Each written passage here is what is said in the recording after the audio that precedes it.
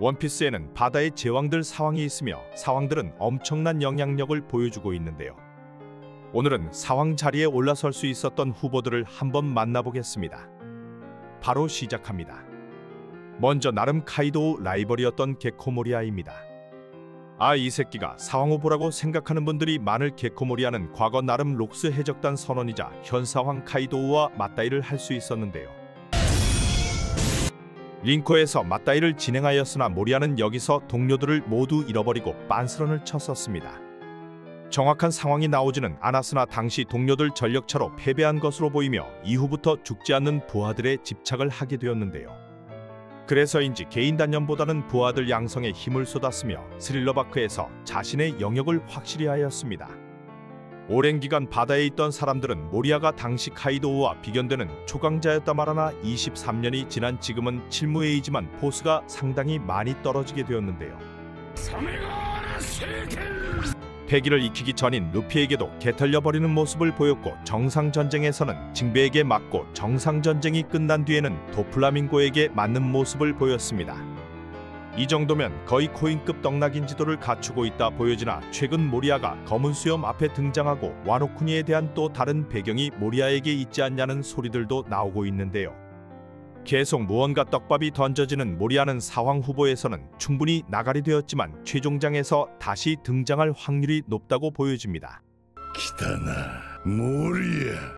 그림자 열매와 함께 모리아도 무언가 다른 뒷배경이 있지 않나 생각되네요. 다음은 흰수염 잔당 마르코입니다.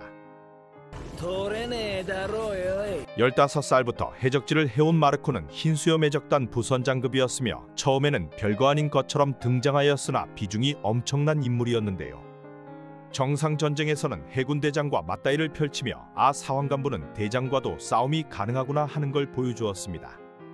하지만 흰수염이 칼빵을 맞고 점점 밀리기 시작하자 마르코도 덩달아 포스가 점점 사라지기 시작하였는데요.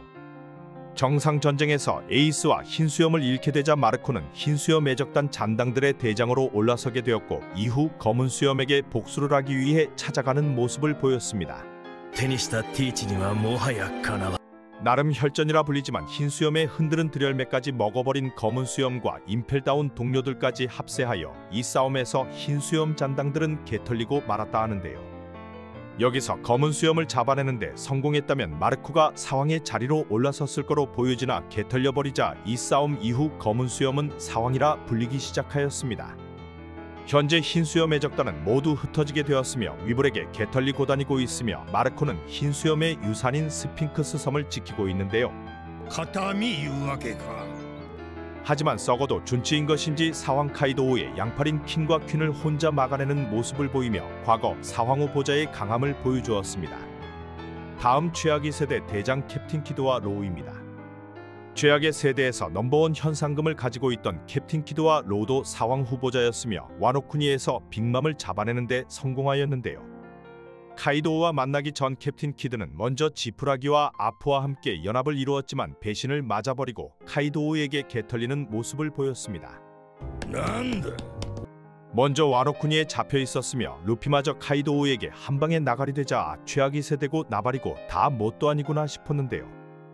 하지만 제2막에서 루피와 함께 로우 그리고 캡틴 키드는 두 사왕을 상대로 엄청난 강함을 보여주었습니다. 조로와 킬러까지 합세하여 대치하였지만 결국 대결 구도는 루피 대 카이도우 그리고 캡틴 키드와 로우 그리고 빅맘이 대치를 하였는데요.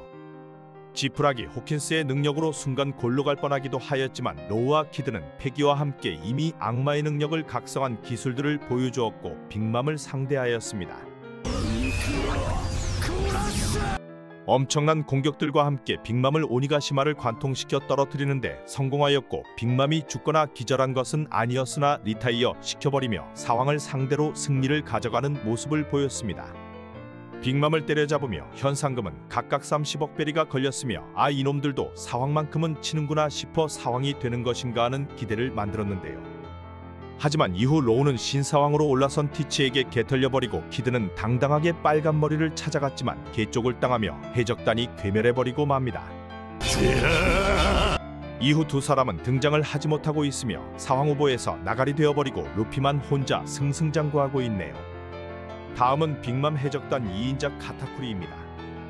사왕 빅맘의 차남이며 패왕색 패기를 타고난 샬롯 카타쿠리는 미래를 볼 수 있는 엄청난 견문색 패기를 보여주었는데요.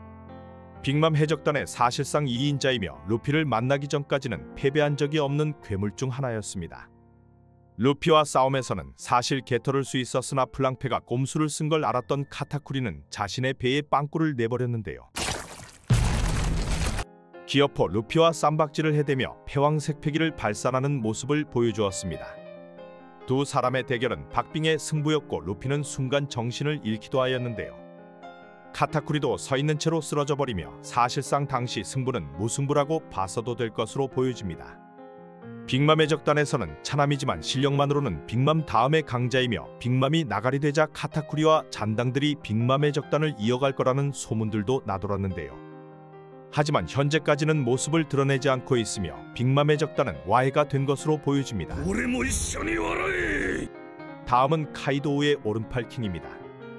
종족 하나만큼은 제대로 타고난 킹은 카이도우의 첫 동료이자 오른팔로 볼 수 있는데요.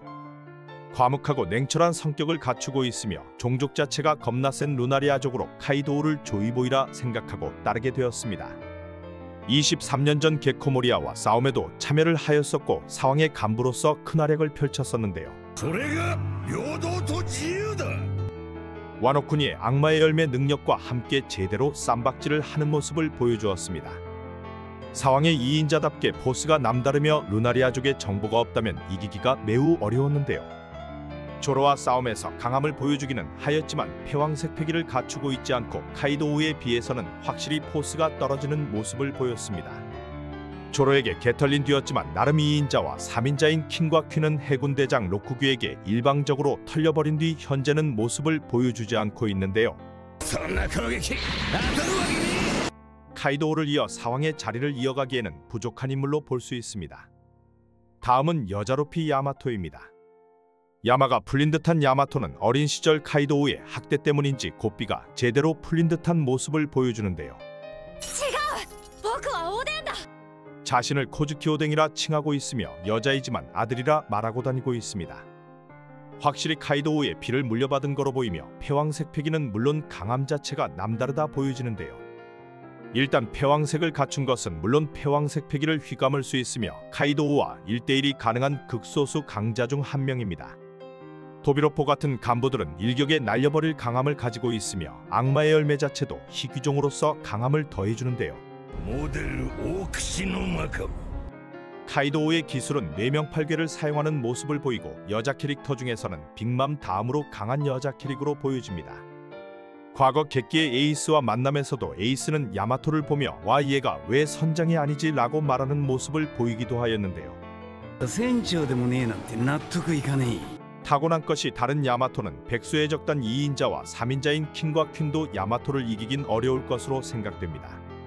사람들과 친화력과 행동을 보면 루피와 굉장히 흡사한 모습을 보이고 강함이 갖추어져서인지 충분히 마음만 먹는다면 사왕으로도 올라설 수 있는 인물로 보여지는데요. 현재는 와노쿠니에 남아있으나 훗날 바다로 나간다 말하는 모습도 보인 거로 보면 훗날 해적으로서 루피와 재회할 확률이 매우 높아 보입니다.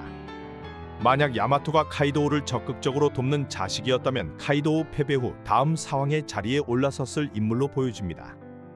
감사합니다.